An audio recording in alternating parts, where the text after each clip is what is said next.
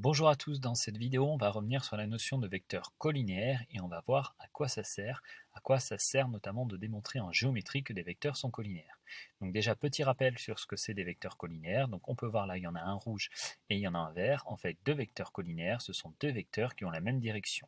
C'est le cas ici du vecteur rouge et du vecteur vert. Une petite remarque, je peux les bouger, voilà, à chaque fois là ils restent collinaires, ils sont collinaires, on voit bien ici, si je veux je peux bouger le vecteur vert, voilà il est collinaire, collinaire au vecteur rouge, voilà, je peux le mettre un peu où je veux, je peux même les superposer, là encore ils sont collinaires, entre guillemets là ils ont le même sens, mais c'est pas tout le temps une obligation, hein. Par exemple là, une nouvelle fois, on peut dire que les vecteurs sont collinaires, même s'ils sont de sens différents, mais du moment qu'ils ont la même direction.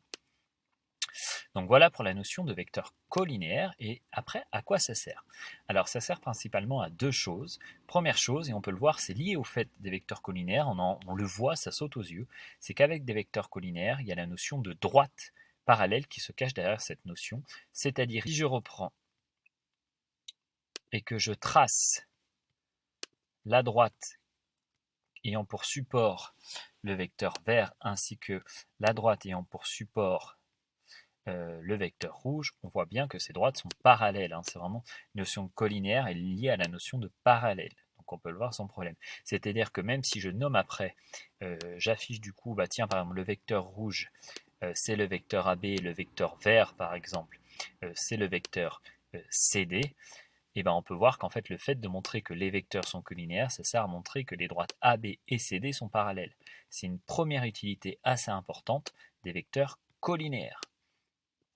Donc là, vraiment, ça, c'est important de retenir ça. C'est ça à montrer que des droites sont parallèles. Ensuite, deuxième information importante, c'est qu'aussi, on peut voir, donc là, c'est parallèle, c'est parallèle, c'est parallèle, mais il y a le cas où ça vient se superposer. Et dans ce cas-là, il est question d'alignement de points.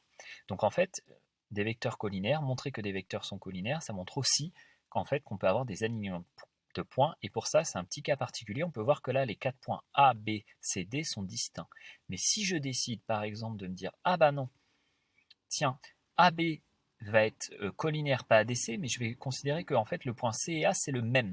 C'est-à-dire, je vais faire la petite modif rapidement. Là, j'ai fait la modification. Donc, si je considère que AB et AD sont collinaires, alors entre guillemets là pour l'instant c'est incorrect parce que finalement c'est le même point, bah, ça veut dire que le point, je vais le bouger, ça veut dire que le point A va venir sur le point, ils sont situés au même endroit. Donc si AB et AD sont collinaires, on va se retrouver dans cette situation-là, et ça veut dire que dans cette situation-là, eh ben, ça ne veut pas dire que les droites sont parallèles, mais là ça veut dire que les points sont alignés.